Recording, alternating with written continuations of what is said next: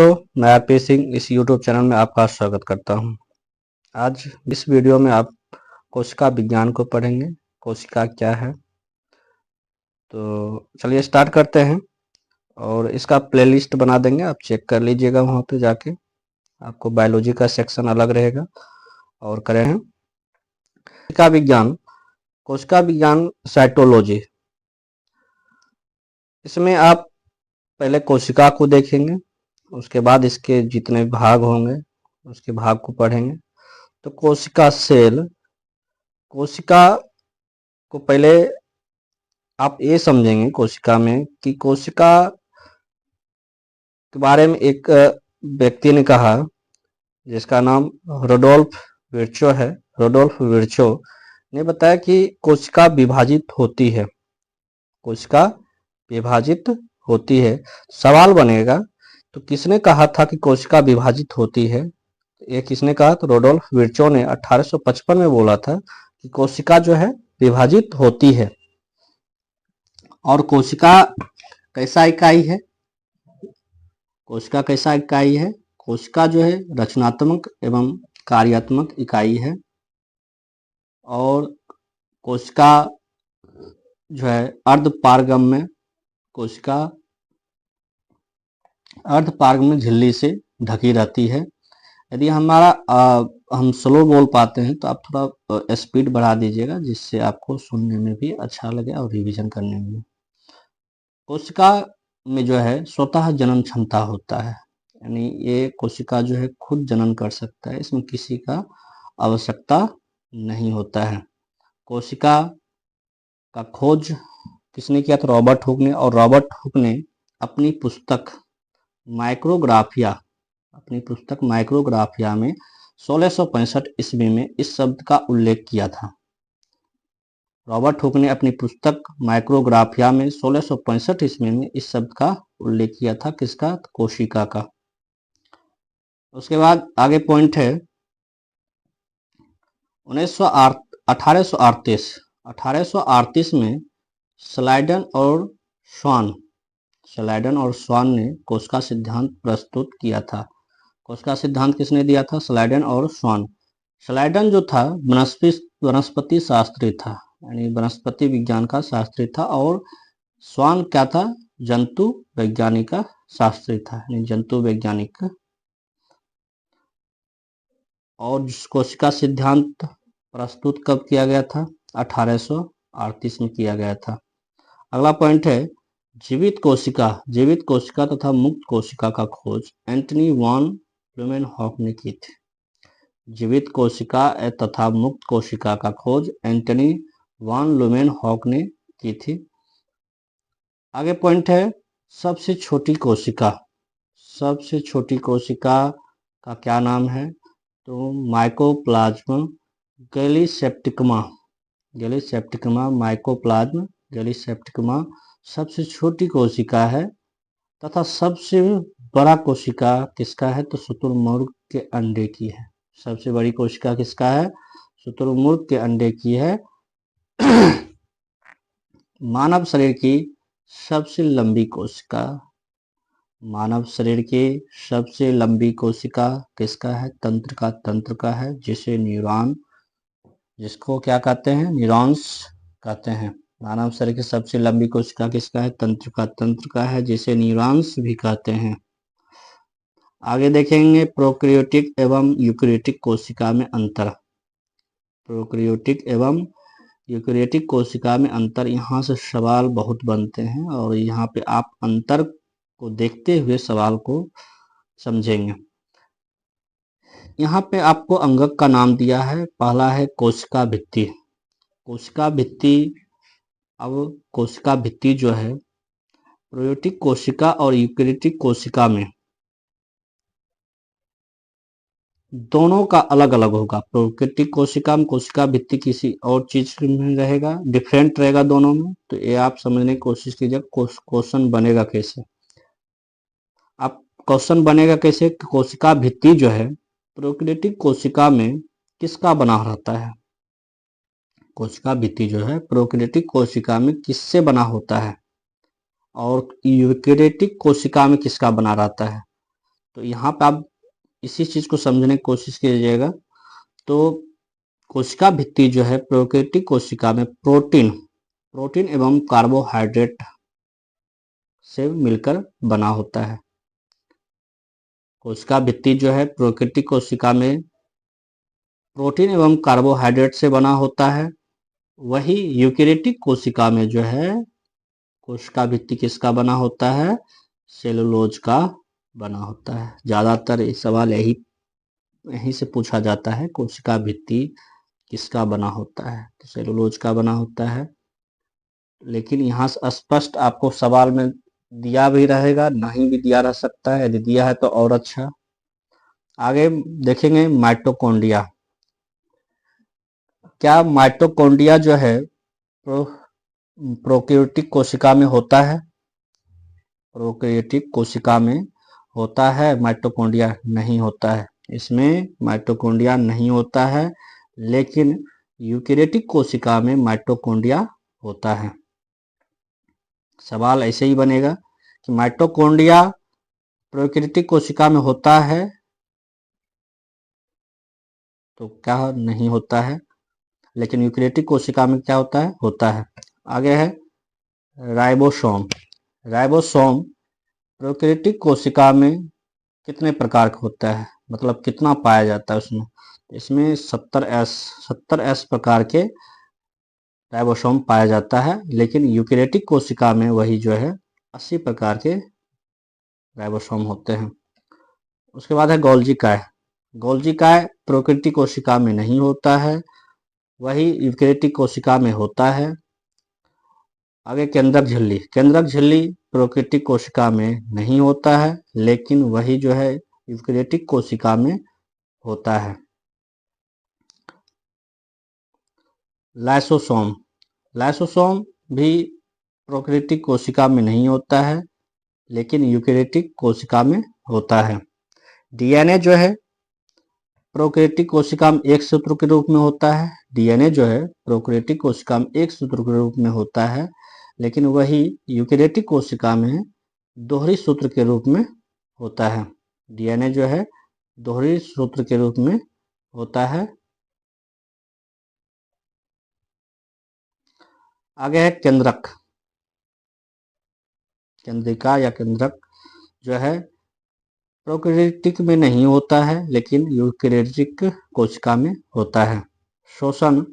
शोषण जो है प्रोकैरियोटिक कोशिका में प्लाज्मा झिल्ली के द्वारा होता है। प्लाज्मा झिल्ली के द्वारा होता है प्रोकैरियोटिक कोशिका में, लेकिन वही यूकेरियोटिक कोशिका में जो है शोषण किसके द्वारा होता है? माइटोकॉन्ड्रिया के द्वारा होता है। आगे है लिंग प्रजनन। लिंग प्रजनन नहीं पाया जाता है प्रोकैरियोटिक कोशिका में। लिंग जो प्रजनन है प्रोकैरियोटिक कोशिका में नहीं पाया जाता है, लेकिन यूकेरियोटिक कोशिका में पाया जाता है। आगे है कोशिका विभाजन। कोशिका विभाजन प्रोकैरियोटिक कोशिका में अर्धसूत्री प्रकार का होता है। अर्धसूत्री प्रकार का होता है कोशिका विभाजन, लेकिन यूकेरियोटिक कोशिका में अर्धसूत्री या समसूत्री प्रकार का होता है। यानी इसमें जो है यूकेरियोटिक कोशिका में दोनों प्रकार का विभाजन होता है, लेकिन प्रोकैरियोटिक कोशिका में अर्धसूत्री प्रकार का सिर्फ होता है। उसके बाद है आगे प्रकाश संश्लेषण। प्रकाश संश्लेषण प्रोकैरियोटिक कोशिका में जो है में होता है, थाइलेकॉइड में होता है प्रकाश संश्लेषण प्रोकैरियोटिक कोशिका में। वही यूकेरियोटिक कोशिका में जो है प्रकाश संश्लेषण किस में होता है? क्लोरोप्लास्ट में होता है। तो ये रहा आपका प्रोकैरियोटिक यूकेरियोटिक कोशिका में अंतर। इससे सवाल बहुत बनता है, तो इसको क्वेश्चन बनाने की कोशिश कीजिएगा, बहुत सारा क्वेश्चन बनेगा इसमें। आगे है कोशिका के मुख्य भाग। अब कोशिका के अंदर जितना मुख्य भाग है, अब उसके बारे में डिटेल से जानेंगे। आगे है पहला है इसमें कोशिका के जो मुख्य भाग है, पहला कोशिका भित्ति है। कोशिका भित्ति सेल वॉल यह जो है सेलुलोज से निर्मित होता है। यानी कोशिका भित्ति किसका बना होता है? सेलुलोज का बना होता है। यह सिर्फ पादप कोशिका में पाया जाता है। कोशिका भित्ति किसमें पाया जाता है? सिर्फ पादप कोशिका में पाया जाता है, जंतु कोशिका में नहीं पाया जाता है। सवाल बनता भी है तो इसको ध्यान में रखेंगे। हरे पौधे तथा शैवालों में सेलुलोज की बनी होती है। हरे पौधे शैवालों में यह सेलुलोज की बनी होती है कोशिका भित्ति, लेकिन जबकि कवकों में यह काइटिन की बनी होती है। कोशिका भित्ति जो है कवक में किसका बना होता है? काइटिन का बना होता है। लेकिन हरे पौधे शैवालों में किसका बना होता है कोशिका भित्ति? सेलुलोज का बना होता है। तो ये दोनों भी याद रखिएगा। आगे देखेंगे जीवद्रव। जीवद्रव पहले इसको देखेंगे कि जीवद्रव का खोज किसने किया। तो जीवद्रव का खोज किसने किया? पुरकिंजे ने। जीवद्रव का खोज किसने किया? पुरकिंजे ने। कब किए थे? 1838 ईस्वी में। 1838 ईस्वी में पुरकिंजे ने जीवद्रव का खोज किया। अब यहाँ पॉइंट देखें, कोशिका झिल्ली के अंदर पाए जाने वाली अर्ध पारदर्शक चिपचिपा तथा तरल जीवित पदार्थ जीवद्रव कहलाता है। जीवद्रव जो क्या होता है, कैसा होता है? चिपचिपा तरल जीवित पदार्थ होता है। अर्ध पारदर्शक चिपचिपा तथा तरल जीवित पदार्थ होता है जीवद्रव, उसी को हम क्या कहते हैं? जीवद्रव कहते हैं। और जीवद्रव में जो है अकार्बनिक एवं कार्बनिक का अनुपात जो है कितना होता है? कार्बनिक अकार्बनिक का अनुपात कितना होता है? 81:19। अकार्बनिक एवं कार्बनिक का अनुपात कितना होता है जीवद्रव में? 81:19 होता है। आगे पॉइंट देखेंगे, जीवद्रव में प्रोटीन, जल, lipid, oxygen, carbon, hydrogen, nitrogen व अन्य पदार्थ पाए जाते हैं।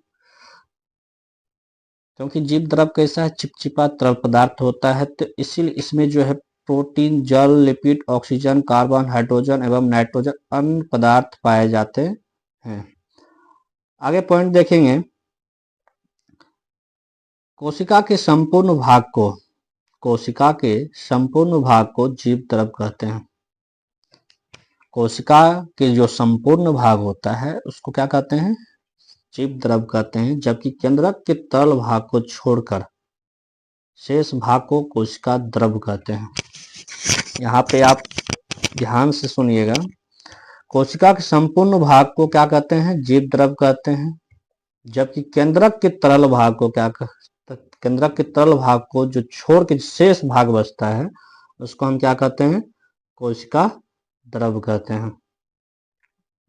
आगे भाग है तीसरा भाग, कोशिका कला या कोशिका झिल्ली। कोशिका कला या कोशिका झिल्ली, जिसको हम सेल मेम्ब्रेन कहते हैं, इसको देखेंगे। यह जो है अर्ध पारगम्य झिल्ली होता है। अर्ध पारगम्य झिल्ली होता है। कोशिका झिल्ली कैसा होता है? कोशिका कला या कोशिका झिल्ली कैसा होता है? यह अर्ध पारगम्य झिल्ली होता है। इसका मोटाई जो है 2500 एंगस्ट्रम से लेकर 25 एंगस्ट्रम से 75 एंगस्ट्रम तक होता है। इसका मोटाई कितना होता है? 25 से 75 एंगस्ट्रम तक होता है। कोशिका कला जो है यह फास्फोलिपिड या एवं प्रोटीन से बनी होती है। फास्फोलिपिड को और भी क्या कहते हैं? वसा। फास्फोलिपिड एवं प्रोटीन से मिलकर बना होता है कोशिका कला। उसके बाद देखेंगे जीवद्रव कला विसरण, जल प्राशरण, पारगम्यता, एटीपी बनाने एवं इलेक्ट्रॉन के आवागमन हेतु माध्यम का कार्य करती है। ये बहुत इंपॉर्टेंट है कि कोशिका झिल्ली जो है, कोशिका झिल्ली या कोशिका कला का कार्य क्या है? तो इसका कार्य जो है जीवद्रव कला विसरण, जल प्राशरण, जल बनाने एवं इलेक्ट्रॉन के आवागमन हेतु माध्यम का कार्य करती है। ये याद रखिएगा इसका कार्य कोशिका कला या कोशिका झिल्ली का। आगे माइटोकॉन्ड्रिया चौथा भाग है और इसको हम अच्छे से देखेंगे क्योंकि यहाँ से भी सवाल अच्छा खासा पूछा ही जाता है। तो इसका खोज किसने किया था माइटोकॉन्ड्रिया का? अल्टमैन ने इसका खोज किया है 1886 ईस्वी में। 1886 ईस्वी में अल्टमैन ने माइटोकॉन्ड्रिया का खोज किया है, लेकिन इसका नाम वेंडा ने दिया था। माइटोकॉन्ड्रिया का नाम किसने दिया था? वेंडा ने नाम दिया था। यह कोशिका का शोषण स्थल है। माइटोकॉन्ड्रिया जो है, अगला पॉइंट है, माइटोकॉन्ड्रिया क्या है? यह कोशिका का शोषण स्थल है। अगला पॉइंट है, यह ऊर्जा युक्त कोशिक कार्बनिक या इसमें जो है ऊर्जा युक्त कार्बनिक पदार्थों का ऑक्सीकरण होता है। अगला पॉइंट है, जिसमें काफी मात्रा में ऊर्जा प्राप्त होता है। माइटोकॉन्ड्रिया में काफी मात्रा में क्या होता है? ऊर्जा प्राप्त होता है। इसे कोशिका का शक्ति केंद्र कहा जाता है। इसे कोशिका का शक्ति केंद्र कहा जाता है। किसको? माइटोकॉन्ड्रिया को। इसे कोशिका का इंजन भी कहा जाता है। माइटोकॉन्ड्रिया को कोशिका का इंजन भी कहा जाता है। एक नोट पॉइंट में लिखा हुआ है, वीवीआई है, डीएनए के केंद्रक के अलावे माइटोकॉन्ड्रिया एवं हरित लवक में पाया जाता है। डीएनए केंद्रक के अलावे जो है माइटोकॉन्ड्रिया एवं हरित लवक में पाया जाता है। यानी डीएनए में जो है, डीएनए केंद्रक में नहीं पाया जाता है, बाकी माइटोकॉन्ड्रिया हरित लवक में पाया जाता है। आगे है 5वां भाग, राइबोसोम। राइबोसोम, इसका जो खोज है रॉबिन्स एवं ब्राउन ने 1953 में पादप कोशिका में खोजा था। राइबोसोम का जो खोज है रॉबिन्स एवं ब्राउन ने 1953 में पादप कोशिका में खोजा था। यहाँ भी इसको ध्यान में रखिएगा, किसने खोजा था? पादप कोशिका में खोजा था। उसके बाद अगला पॉइंट है जी.ई. प्लैडे ने 1955 में जंतु कोशिका में देखा था। रॉबिन्सन एवं ब्राउन ने पादप कोशिका में खोजा था, लेकिन जी.ई. प्लैडे ने 1955 में जंतु कोशिका में देखा था। और इसका नामांकन किसने किया था? सब अलग अलग है। इसका नामांकन, राइबोसोम का नामांकन 1958 में किसने किया? रॉबर्ट ने किया था। 1958 में किसने किया? रॉबर्ट ने। राइबोसोम, यह राइबोन्यूक्लिक एसिड नामक अम्ल एवं प्रोटीन की बनी होती है। राइबोसोम जो है राइबोन्यूक्लिक एसिड नामक अम्ल एवं प्रोटीन की बनी होती है। अगला पॉइंट है, यह प्रोटीन का उत्पादन स्थल है, इसीलिए इसे प्रोटीन की फैक्ट्री कहा जाता है। राइबोसोम में जो है प्रोटीन का उत्पादन होता है, इसलिए राइबोसोम को क्या कहते हैं? प्रोटीन की फैक्ट्री भी कहते हैं। अगला भाग है 6ठा, गोल्जी काय। इसका खोज कैमिलो गोल्जी ने किया। और कैमिलो गोल्जी कहाँ के वैज्ञानिक थे? इटली के वैज्ञानिक थे। यह सूक्ष्म नलिकाओं के समूह एवं थैलियों का बना होता है। गोल्जी काय जो है सूक्ष्म नलिकाओं के समूह एवं थैलियों का बना होता है। और गोल्जी काय को यातायात प्रबंधक भी कहते हैं। वीवीआई है पॉइंट। गोल्जी काय को यातायात प्रबंधक भी कहते हैं। यह कोशिका भित्ति, गोल्जी काय जो है यह कोशिका भित्ति एवं लाइसोसोम का भी निर्माण करती है। गोल्जी काय जो है कोशिका भित्ति एवं लाइसोसोम का निर्माण करती है। इसमें साधारण शर्करा से कार्बोहाइड्रेट का संश्लेषण होता है। गोल्जी काय में साधारण शर्करा से कार्बोहाइड्रेट का संश्लेषण होता है। अगला भाग है लाइसोसोम। लाइसोसोम का खोज किसने किया? तो डी डोबे ने किया। इसकी रचना सूक्ष्म गोल इकहरी झिल्ली से घिरी थैली जैसी होती है। लाइसोसोम का आकार कैसा होता है या रचना कैसा होता है इसका? सूक्ष्म गोल इकहरी झिल्ली से घिरी थैली जैसी होती है। इसका कार्य बाहरी पदार्थों का भक्षण व पाचन करना। लाइसोसोम का कार्य क्या है? बाहरी पदार्थों का क्या करना? भक्षण करना और पाचन करना। इसमें 24 प्रकार के एंजाइम पाए जाते हैं। लाइसोसोम में कितने प्रकार के एंजाइम पाए जाते हैं? 24 प्रकार के एंजाइम पाए जाते हैं। लाइसोसोम को आत्मघाती थैली भी कहते हैं। आत्मघाती थैली भी कहते हैं लाइसोसोम को। स्तनधारियों के लाल रक्त की कणिकाओं में लाइसोसोम नहीं पाया जाता है। स्तनधारियों के लाल रक्त कणिकाओं में जो है, स्तनधारी के लाल रक्त कणिकाओं में लाइसोसोम नहीं पाया जाता है। अगला भाग है 8वां, अंतःप्रदब जालिका। अंतःप्रदब जालिका एंडोप्लाज्मिक रेटिकुलम। इसमें बस 2 पॉइंट है। यह राइबोसोम से प्रोटीन केंद्र तक पहुंचाने का काम करती है। यानी अंतःप्रदब जालिका का जो काम है, राइबोसोम में जो प्रोटीन बनता है वह प्रोटीन को केंद्र तक पहुंचाने का काम करता है। कौन? अंतःप्रदब जालिका। क्योंकि इस पर बहुत सारे राइबोसोम चिपके होते हैं। यानी प्रदब जालिका जो है, अंतःप्रदब जालिका, इसमें राइबोसोम चिपका होता है, तो इसलिए इसका जो काम होता है, प्रोटीन को क्या करता है? केंद्र तक पहुंचाने का काम करता है। आगे है रिक्तिका या रसधानी। रिक्तिका या रसधानी, इसमें जो पॉइंट दिया है, यह कोशिका की निर्जीव रचना है। यह कोशिका की निर्जीव रचना है, यानी निर्जीव होता है। पादप में बड़े एवं जत्नु कोशिका में छोटी। यानी पादप में जो है रिक्तिका क्या होता है? बड़ा होता है पादप में, लेकिन जंतु में, कोशिका में क्या होता है? रिक्तिका या राजधानी छोटा होता है। याद रखिएगा, पादप में पूछेगा रिक्तिका का आकार कैसा होता है, तो बड़ा होता है। जंतु में, कोशिका में रिक्तिका या राजधानी का आकार कैसा होता है? छोटा होता है। लवक से स्टार्ट करेंगे, इसको 3 भागों में बांटा गया है। पहला है हरित लवक, दूसरा अवर्णीय लवक, दूसरा वर्णीय लवक। यदि दिख नहीं रहा होगा, हरित लवक, हरित लवक में आप देखेंगे इसमें जो पॉइंट दिया है, वीवीआई पॉइंट, उसको देखेंगे, यह हरे रंग का होता है। हरित लवक हरे रंग का होता है, इसमें क्लोरोफिल होता है। अगला पॉइंट है, इसी से जो है पौधा प्रकाश संश्लेषण क्रिया द्वारा भोजन बनाता है। यानी हरित लवक के द्वारा जो है पौधा जो प्रकाश संश्लेषण होता है, पौधे में जो भोजन तैयार होता है, इसी के माध्यम से होता है। और हरित लवक को इसी के कारण जो है पादप कोशिका की रसोई कहते हैं। इसी में और पॉइंट है, पत्तियों का हरा रंग।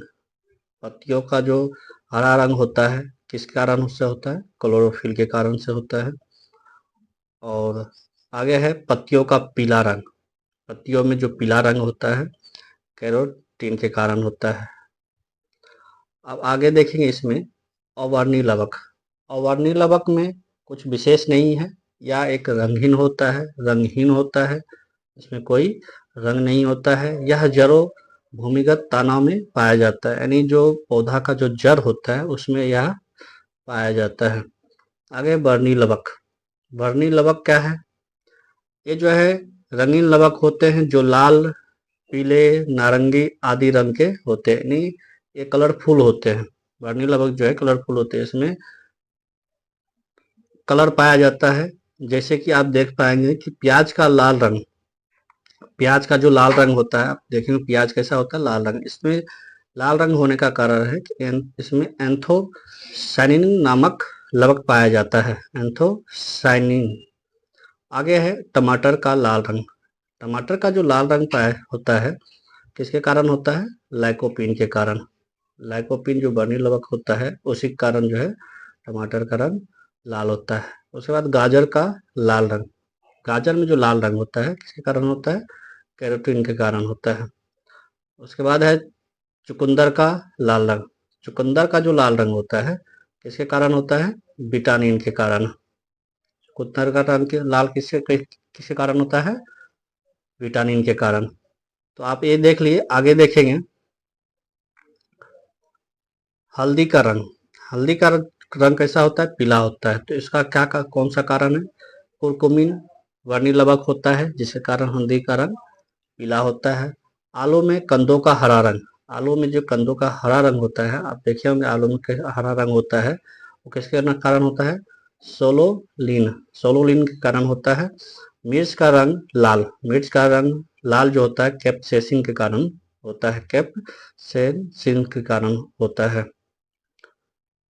आगे देखेंगे जितने भी पीछे हम पढ़े हैं राइबोसोम, जीवद्रव, माइटोकॉन्ड्रिया, लाइसोसोम, अब उसमें शॉर्ट फॉर्म हम यहाँ आपको ले दिए हैं, इसका खोज किसने किया है और इसमें जो इम्पोर्टेंट पॉइंट है हम इसको भी बताए हैं इसमें। तो पहला इसमें है राइबोसोम, इस सब के बारे में हम पढ़ चुके हैं पीछे पार्ट 1 में, और इसमें आप बस खोजकर्ता देखेंगे जो इकट्ठा करके हम आपको यहाँ पे बता दिए हैं, और जैसे याद करने में आपको सही रहेगा। राइबोसोम का खोज किसने किया है? तो राइबोसोम का खोज जो है रॉबिन्स व ब्राउन ने किया है, रॉबिन्स व ब्राउन। और इसी में राइबोसोम, ये तो पादप में खोज किया था, राइबोसोम का जो खोज हुआ था पादप में रॉबिन्स ब्राउन ने किया था, लेकिन राइबोसोम का खोज जंतु में किसने किया था? यहाँ आप देखेंगे पादप और जंतु, पादप में तो रॉबिन्स ब्राउन ने किया था, लेकिन जंतु में खोज किसने किया? क्वेश्चन इस टाइप का बन सकता है। तो जंतु में जो राइबोसोम का खोज किया था पिलाइडे ने किया था, पिलाइडे ने। और राइबोसोम का इम्पोर्टेंट पॉइंट है, राइबोसोम को प्रोटीन फैक्ट्री कहा जाता है। राइबोसोम क्या कहा जाता है? प्रोटीन का फैक्ट्री कहा जाता है। अगला है जीवद्रव, जीवद्रव की खोज किसने किया है? तो जीवद्रव का खोज किसने किया है? पुरकिंजे ने। जीवद्रव का खोज किसने किया? पुरकिंजे ने। अगला है लाइसोसोम, लाइसोसोम का खोज किसने किया है? डी डूबे ने।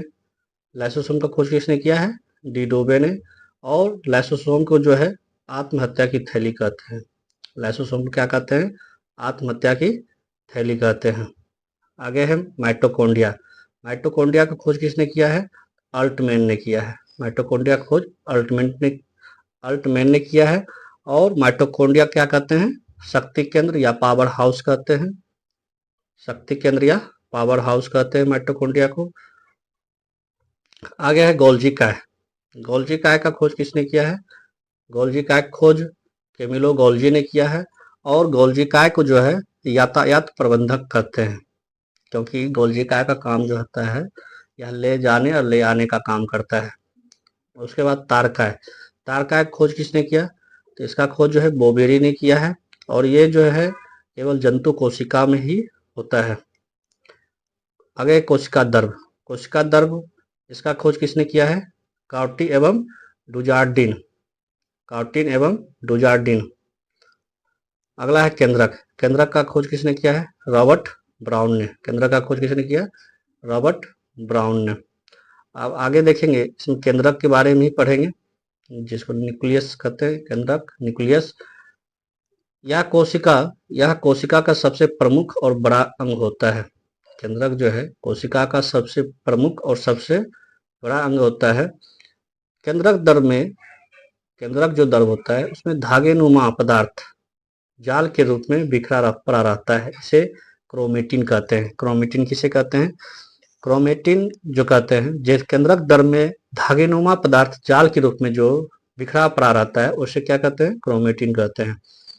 क्रोमेटिन में क्या क्या किससे मिलकर बना होता है? क्रोमेटिन जो है डीएनए और प्रोटीन से मिलकर बना होता है। क्रोमेटिन किससे बना होता है? डीएनए प्लस प्रोटीन से।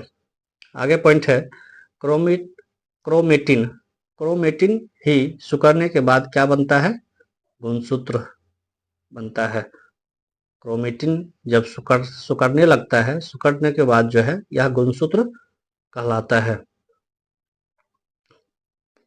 आगे पॉइंट है गुणसूत्र में छोटे छोटे कण होते हैं जिन्हें जीन कहते हैं। गुणसूत्र में छोटे छोटे कण होते हैं जिन्हें जिन्हें क्या कहते हैं? जीन कहते हैं, जो एक पीढ़ी से दूसरे पीढ़ी में हस्तांतरित होते हैं और हमारे आनुवांशिक गुणों के लिए उत्तरदायी है। इसीलिए गुणसूत्र को वंशागति का वाहक कहते हैं।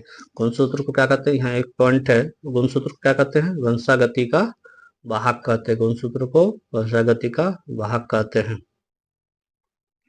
आगे है केंद्रक द्रव में क्रोमेटिन के अलावा, केंद्रक द्रव में क्रोमेटिन के अलावा केंद्रिका होती है। केंद्रक द्रव में जो है क्रोमेटिन के साथ साथ केंद्रिका भी होती है, जिसमें राइबोसोम के लिए आरएनए का संश्लेषण होता है। आरएनए का संश्लेषण होता है। अब इसमें आगे देखेंगे किसमें कितना गुणसूत्र होता है। ये बहुत इंपॉर्टेंट है, और क्योंकि ये जो है एक पूछा ही जाता है लमसम, दुर्गा के एग्जाम में भी, चाहे बीपीएससी का एग्जाम हो, एक क्वेश्चन इससे रहता ही है कि इसमें कितना गुणसूत्र पाया जाता है। इसको याद करने की कोशिश कीजिएगा। तो चलिए देखते हैं। पहला है मच्छर। मच्छर में कितना गुणसूत्र होता है? मच्छर में 6 गुणसूत्र होता है। मच्छर में कितना गुणसूत्र होता है? 6 गुणसूत्र होता है। घरेलू मक्खी, जो घरेलू मक्खी होता है उसमें कितना गुणसूत्र होता है? 12 गुणसूत्र होता है। मटर जो हम कहते हैं, मटर में कितना गुणसूत्र होता है? 14 होता है। प्याज में कितना गुणसूत्र होता है? प्याज में 16 गुणसूत्र होता है। मक्का में जो है 20 गुणसूत्र होता है। टमाटर में 24 गुणसूत्र होता है। मेढक में 26 गुणसूत्र होता है। और आगे है नींबू में 18 या 36, 18 या 36, 18 जोड़ा या 36, नींबू में कितना होता है? 18 या 36। आगे है टेरिडोकाइटस, और इसमें जो टेरिडोकाइटस है यह 1300 से 1600 है, और सबसे अधिक गुणसूत्र टेरिडोकाइटस में ही पाया जाता है। सबसे अधिक किसमें गुणसूत्र पाया जाता है? टेरिडोकाइटस में ही पाया जाता है। आगे है बिल्ली में कितना गुणसूत्र होता है? 38 गुणसूत्र होता है। चूहा में कितना होता है? 40। गेहूं में 42, खरगोश में 44, मनुष्य में गुणसूत्र कितना होता है? 46। आलू में जो है 48 गुणसूत्र होता है। चिंपैंजी या तंबाकू होता है उसमें भी कितना होता है? 48 गुणसूत्र होता है। घोड़ा जो होता है, घोड़ा में 64 गुणसूत्र होता है। घोड़ा में कितना गुणसूत्र होता है? 64। कुत्ता में 78, और कबूतर में जो है कितना गुणसूत्र होता है? 80। तो ये गुणसूत्र को देख लिए। इसमें एक सवाल बनता है टेरिडोकाइटस के बारे में कि सबसे अधिक गुणसूत्र किसमें होता है, तो टेरिडोकाइटस में सबसे अधिक होता है। आगे हम डीएनए एवं आरएनए के बारे में जानेंगे। इसका डिफरेंट क्या है डीएनए और आरएनए में। पहला पॉइंट इसमें है, डीएनए का पूरा नाम क्या है? डीएनए का पूरा नाम जो होता है, और आरएनए का क्या नाम है? पहले डीएनए के देखेंगे। तो डीएनए का पूरा नाम जो है डीऑक्सी राइबो न्यूक्लिक एसिड होता है, डीएनए का पूरा नाम। और आरएनए का पूरा नाम क्या होता है? Ribo nucleic acid. दूसरा पॉइंट है, डीएनए सर्वाधिक मात्रा में केंद्रक और कुछ माइटोकॉन्ड्रिया में होता है। डीएनए जो है सर्वाधिक मात्रा में केंद्रक और कुछ माइटोकॉन्ड्रिया में डीएनए होता है। और आरएनए जो है यह डीएनए से बनता है। आरएनए जो बनता है डीएनए से बनता है।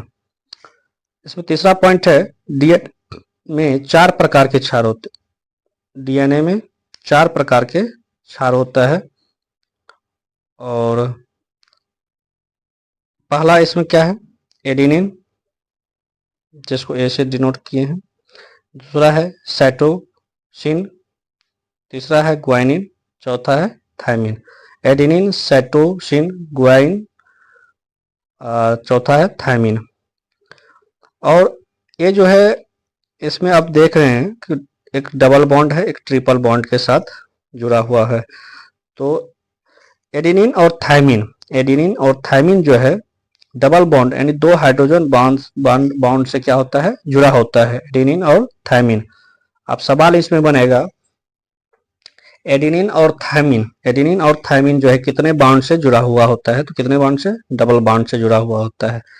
और उसके बाद जो है साइटोसिन और ग्वानिन, ये कितने बॉन्ड से जुड़ा होता है? तो ये जो है ट्रिपल बॉन्ड से जुड़ा हुआ होता है। और आगे इसमें देखेंगे डीएनए। तीसरा पॉइंट आरएनए में देखेंगे। तो डीएनए से आरएनए तथा प्रोटीन बनने की अंतिम क्रिया को क्या कहते हैं? ट्रांसलेशन कहते हैं। डीएनए से आरएनए तक, आरएनए डीएनए से आरएनए तथा प्रोटीन बनने की अंतिम क्रिया क्या कहते हैं? ट्रांसलेशन कहते हैं। चौथा पॉइंट है इसमें, आरएनए में 4 प्रकार के क्षार होता है। आरएनए में भी 4 प्रकार के क्षार होता है, डीएनए में भी 4 होता है, लेकिन इसमें एक डिफरेंट है जो आप ध्यान से देखेंगे। इसमें एडेनिन, साइटोसिन, ग्वानिन और यूरेसिल होता है।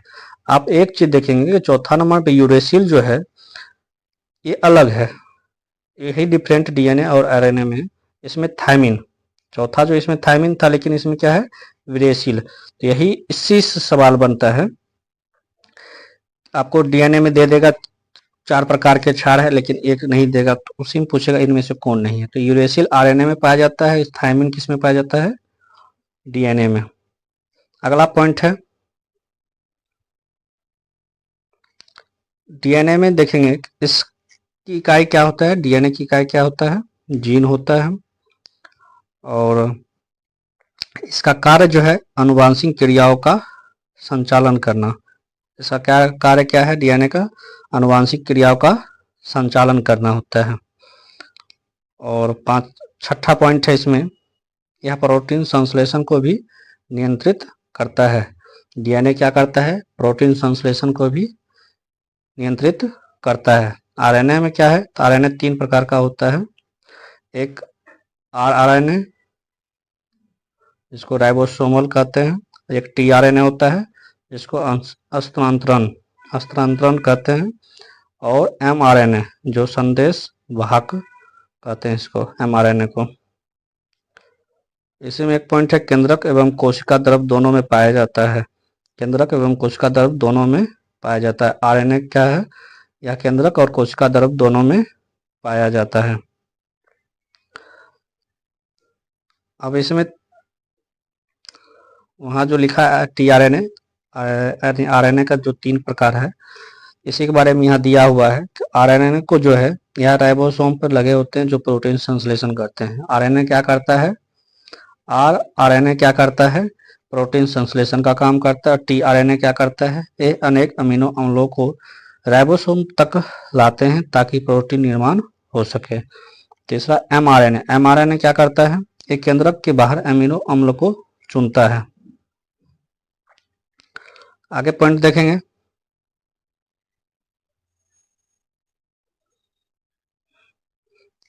आगे पॉइंट है 1953 में वाटसन एवं क्रिक ने डीएनए की द्विकुंडलित संरचना मॉडल प्रतिपादित किया। 1953 में वाटसन एवं क्रिक ने डीएनए के द्विकुंडलित संरचना मॉडल प्रस्तुत किया। इसके लिए इन्हें 1962 में नोबेल पुरस्कार भी मिला था। यानी वाटसन क्रिक ने डीएनए की द्विकुंडलित संरचना मॉडल जो है प्रतिपादित किया। कब किया? तो 1953 में। इसी कारण इन्हें जो है नोबेल पुरस्कार भी मिला था, वाटसन और क्रिक को। कब? तो 1962 में। प्रोटीन बनने की अंतिम क्रिया को क्या कहते हैं? ट्रांसलेशन कहते हैं। प्रोटीन बनने की अंतिम क्रिया को क्या कहते हैं? ट्रांसलेशन कहते हैं। अब आगे पॉइंट है, देखेंगे लास्ट पॉइंट होगा, जंतु कोशिका एवं पादप कोशिका एवं जंतु कोशिका में अंतर। तो पहला इसमें पॉइंट है, इसमें कोशिका भित्ति पाई जाती है। पादप कोशिका में कोशिका भित्ति पाई जाती है, लेकिन जंतु कोशिका में कोशिका भित्ति नहीं होता है। पादप कोशिका में लवक पाई जाती है, लेकिन जंतु कोशिका में लवक नहीं पाया जाता है। पादप कोशिका में तारकाय अनुपस्थित रहता है, लेकिन इसमें तारकाय क्या होता है? उपस्थित रहता है, मतलब तारकाय जंतु कोशिका में पाया जाता है। चौथा है रिक्तिका या रसधानी। पादप कोशिका में रिक्तिका या रसधानी बड़ी होती है, लेकिन जंतु कोशिका में क्या होता है? छोटा होता है। इसका आकार लगभग आयताकार होता है। पादप कोशिका का जो आकार है लगभग आयताकार होता है, लेकिन जंतु कोशिका का आकार जो है क्या होता है? वृत्ताकार होता है। पादप कोशिका यह सेलुलोज की बनी होती है। पादप कोशिका में सेलुलोज की बनी होती है, लेकिन जंतु कोशिका में ये कोशिका जीव द्रव झिल्ली से ढकी होती है। जंतु कोशिका क्या होता है? कोशिका जीव द्रव झिल्ली से ढकी होती है। पादप कोशिका इसमें लाइसोसोम नहीं मिलती है, इसमें लाइसोसोम नहीं मिलती है, लेकिन इसमें जो है लाइसोसोम मिलता है। इसमें क्या होता है, लाइसोसोम मिलता है। ये लास्ट था। आई होप वीडियो अच्छा लगा होगा, और इसी को पढ़ने में आपको काफ़ी टाइम लगता है। शॉर्ट्स नोट है और आपको पार्ट 1 पार्ट 2 हो गया है। तो कोशिका इसके लिए इससे बाहर क्वेश्चन नहीं बनेगा, एक प्रश्न नीचे और है। तो बस इस वीडियो में